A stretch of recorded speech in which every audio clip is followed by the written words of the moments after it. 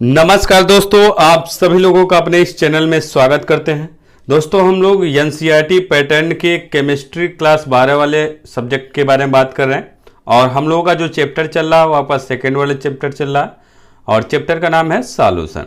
इस चैप्टर में हम लोग पिछले वीडियो में बात किए हुए थे राउल्ट के संबंधी आपके कुछ नियम थे, वाष्पशील और अवाष्पशील दोनों से आपके रिलेटेड राउल्ट का नियम था।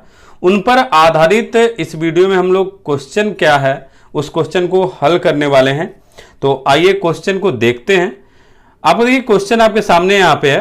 कहा जा रहा है कि 300 के मतलब के का मतलब केल्विन है, ये ताप दिया हुआ है। 300 के पर शुद्ध द्रवों ए और बी के वाष्प दाब क्रमशः 450 एवं 750 एम मतलब मिलीमीटर एचजी है। यदि ये आपका वाष्प दाब का यूनिट है, ये आपका यदि कुल वाष्प दाब 600 mmHg हो तो द्रव मिश्रण का संघटन ज्ञात कीजिए, साथ ही वाष्प दाब का संघटन भी ज्ञात करना है। तो द्रव मिश्रण का जो संघटन है यानी कि आपका कहने का मतलब जो मोल अंश है उसका मान आपसे पूछ रहा है और जो आपका वाष्प दाब है उनका पूछ रहा है। यानी दो द्रव हैं ए और बी, तो आपका ए और बी का मोल अंश पूछ रहा है और ए और बी का वाष्प दाब ही पूछ रहा है। यानी कि यक्स ए और यक्स बी की वैल्यू पूछ रहा है और पी ए और पी बी की वैल्यू पूछ रहा है। तो हम लोग सॉल्व इसको कैसे करेंगे? इसको हम लोग सॉल्व देखिए करेंगे। पहले क्या करेंगे, जो कुछ भी दिया जाए आपके क्वेश्चन में जो दिया जाता है वो पहले नोट कर लेते हैं क्या क्या आपका दिया है। तो दिया क्या है यहाँ पे देखिए नोट कर लेते हैं। कहा जा रहा है 300 केल्विन पर शुद्ध द्रवों ए और बी के वाष्प दाब क्रमशः, यानी शुद्ध के लिए जब भी कहा जाए तो शुद्ध का मतलब ये PA0 और P यानी कांस्टेंट वाला ही आपका शुद्ध वाला है। तो आपका हमेशा जो है PA यानी ए वाले के लिए PA0 यानी जीरो वाला टर्म जो है वाष्प दाब होगा।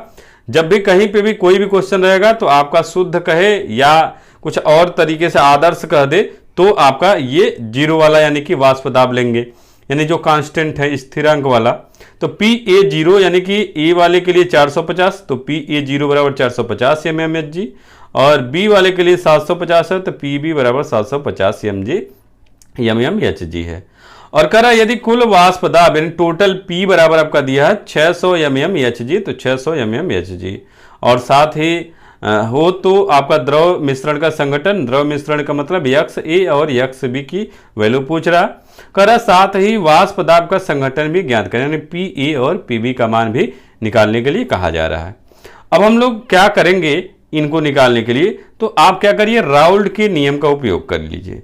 तो राउल्ट के नियम का जो फार्मूला है आप पहले वाले में यानी वाष्पशील जो विलेय है उसके लिए राउल्ट का जो नियम था वह आपका सूत्र ये निकाले हुए थे आपका P बराबर PB0 माइनस PA0 और कोष्टक के बाहर आपका यक्स बी प्लस PA0, ये आपका सूत्र था।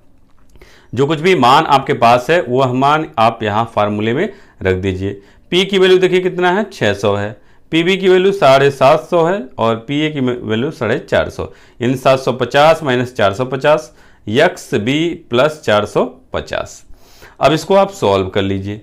सॉल्व करेंगे तो 600 बराबर ये घटाएंगे 300 यक्स बी प्लस 450, इस 400 को इधर ले जाएंगे तो 300 यक्स बी बराबर 600 माइनस 450 और 300 यक्स बी बराबर कितना हो जाएगा 150 और यक्स बी बराबर हम लोगों का हो जाएगा 150 बटे 300। यहाँ पे 150 से एक बार में ये दो बार में कट जाएगा यानी 1/2 आ जाएगा। तो यक्स बी बराबर 0.5 हो जाएगा। अब आप यक्स बी ए की वैल्यू आप निकाल सकते हैं सीधे डायरेक्ट, कि आपको बताया गया था कि जो आपके जितने भी आपके घटक हैं उन घटकों का मोल अंश का जो योग होता है वो 1 होता है, वहां से आप निकाल सकते हैं। यानी यक्स ए प्लस यक्स बी बराबर 1 होता है। तो यक्स बी की वैल्यू आपको पता है तो यक्स ए की वैल्यू निकल जाएंगी। तो देखिए आपका यहाँ पे लिखा हुआ है कि सभी घटकों के मोल अंश का योग 1 होता है, तो यक्स ए प्लस यक्स बी बराबर 1, तो यक्स ए बराबर 1 माइनस यक्स बी हो जाएगा और यक्स बी की वैल्यू 0.5 निकला है, तो यक्स ए का मान क्या हो जाएगा 1 में से 0.5 को घटाएंगे तो 0.5 ही आपका हो जाएगा। यक्स ए का भी मान निकल गया। अब उसके बाद आपको निकालना पी ए की वैल्यू, तो पी ए बराबर पी ए 0 यक्स ए आपका होता है। तो PA0 की वैल्यू 450 दिया है आपके आगे जो लिखे हैं, और XA की वैल्यू 0.5 है। इसका गुणा करेंगे तो PA बराबर 225 HG हो जाएगा। अब आपका PB निकालना है, तो PB बराबर भी आपका सूत्र आपको पता है, PB0 XB। तो दोनों की वैल्यू आप रख दीजिए, तो 750 गुणे 0.5 और गुणा करेंगे 375 HG हो जाएगा। तो यह आपका चारों आपके जो मान थे वो आपके निकल गए। तो इस तरीके से आपको क्वेश्चन सॉल्व करना होता है। आपको क्या क्या दिया है पहले ये नोट करना है, अब फार्मूला कौन सा लगेगा वो नोट करना है, उसके बाद उसी फार्मूले में जो वैल्यू है वो ले जाके रखते जाइए, आपका जो आंसर जो मान निकालना वो निकलता चला जाएगा। अगला क्वेश्चन देखते हैं आगे का। अगला क्वेश्चन हम लोगों का है कि हेप्टेन एवं ऑक्टेन एक आदर्श विलयन बनाते हैं। 372 केल्विन पर दोनों द्रव घटकों के वाष्प दाब क्रमशः 105.2 kPa है, ये K का मतलब किलो और PA का मतलब पास्कल, और 46.8 किलो पास्कल है। 26.0 ग्राम हेप्टेन एवं 35.0 ग्राम ऑक्टेन के मिश्रण का वाष्प दाब क्या होगा। यानी कि आपका क्या क्या दिया है ये पहले नोट कर लेते हैं, और क्या आपसे पूछ रहा निकालने के लिए ये नोट कर देख लेते हैं। तो आप कैसे सॉल्व करेंगे, आपका देखिए कह रहा है कि आपका आदर्श विलयन कहा जा रहा है, तो आदर्श विलयन का मतलब शुद्ध ही होता है। तो यहाँ पे आपका 2 विलयन आपके दिए गए, 2 घटक आपके हैं, उन घटकों का वाष्प दाब दिया है, तो आप अपने तरफ से मान लीजिए। यानी हेप्टेन का वाष्प दाब, यानी हेप्टेन को ए वाला मान लेते हैं, तो PA0 बराबर 105.2 किलो पास्कल है। फिर ऑक्टेन का वाष्प दाब PB0 मान लीजिए, यानी कि 2 आपके द्रव हैं, एक ये समझिए हेप्टेन को A है, ऑक्टेन को B समझिए, तो हेप्टेन की जगह A लिखिए, ऑक्टेन की जगह B लिखिए। तो अब इसका वाष्प दाब है 46.8 किलो पास्कल। अब आपका हेप्टेन का भार भी दिया है, यहाँ पे देखिए 26 ग्राम आपका हेप्टेन और 35 ग्राम ऑक्टेन है। तो हेप्टेन का जो भार है 26 ग्राम और ऑक्टेन का जो भार है 35 ग्राम है। और आपसे पूछ रहा है दोनों का मिश्रण, यानी कुल वाष्प दाब आपसे पूछ रहा, जो यानी विलयन बनेगा उसका वाष्प, यानी P का मान आपसे पूछ रहा। तो आप देखिए P की वैल्यू निकालने के लिए करना क्या होगा, P बराबर आपका फार्मूला होता है कि PA प्लस PB। तो PA निकालने के लिए आपको PA0 और XA चाहिए, और PB निकालने के लिए PB0 और XB चाहिए। तो PA0 और PB0 तो आपके क्वेश्चन में दिया ही है, लेकिन XA और XB, यानी XA और XB मतलब मोल प्रभाज, यानी पहले A वाले का मोल प्रभाज और B वाले का मोल प्रभाज नहीं दिया है, तो आपको निकालना होगा। तो मोल प्रभाज आप कैसे निकालेंगे, तो पहले आपको मोलों की संख्या ज्ञात करनी होगी। और मोलों की संख्या ज्ञात कैसे होती है, तो मोलों की संख्या ज्ञात होती है भार बटे अणुभार से। तो आइए मोलों की संख्या हम लोग पहले निकालते हैं।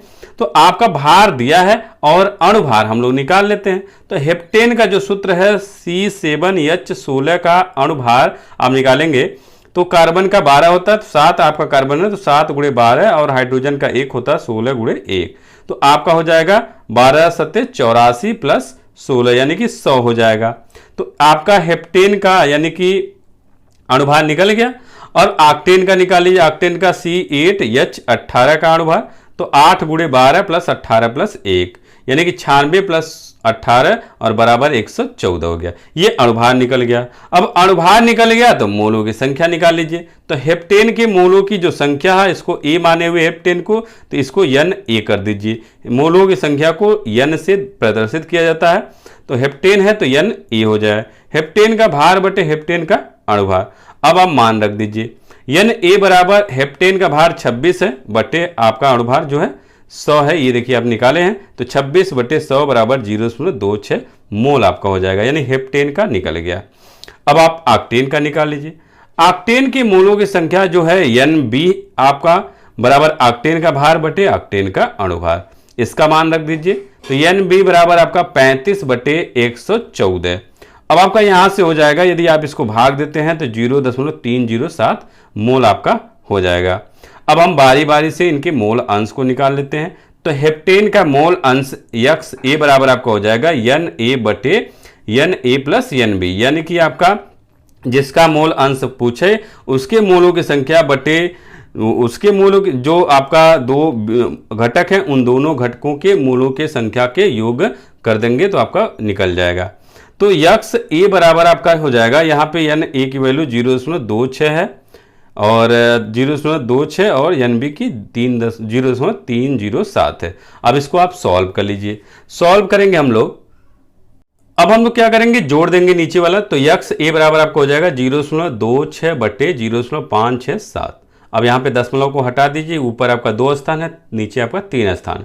तो आपका 2 स्थान तो आपका हट जाएगा, लेकिन एक स्थान वाले को हटाएंगे तो आपका 1 जीरो और बढ़ जाएगा, तो 260 बटे 567 हो जाएगा। अब इसको आप सॉल्व करेंगे तो यक्स ए बराबर 0.458, ये आपका हेप्टेन वाले के मोल अंश का मान निकल गया।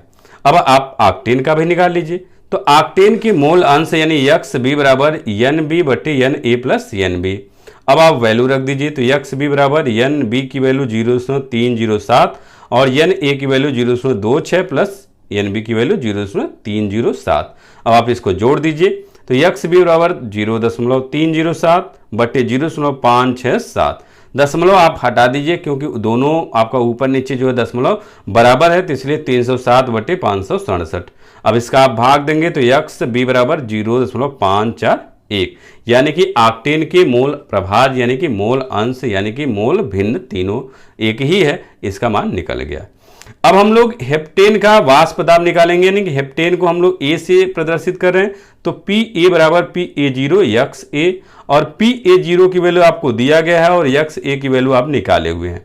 तो आपका पी ए जीरो की वैल्यू 105.2 गुणे यक्स ए की वैल्यू 0.458। अब गुणा कर देंगे तो आपको हो जाएगा 48.18 किलो पास्कल, क्योंकि जो पी ए है इसका जो यूनिट दिया गया है किलो पास्कल में दिया है, तो वही आपका आंसर भी हो जाएगा। अब उसके बाद हम लोग ऑक्टेन का निकालेंगे। ऑक्टेन के लिए आपका देखिए यहाँ पे पीबी आपका, तो पीबी बराबर आपका p b zero x b, value आप जो भी है रख दीजिए। 46.8 गुणे 0.541 गुणा करेंगे तो आपका 25.32 किलो पास्कल। दोनों का अलग अलग आपका मान निकल गया।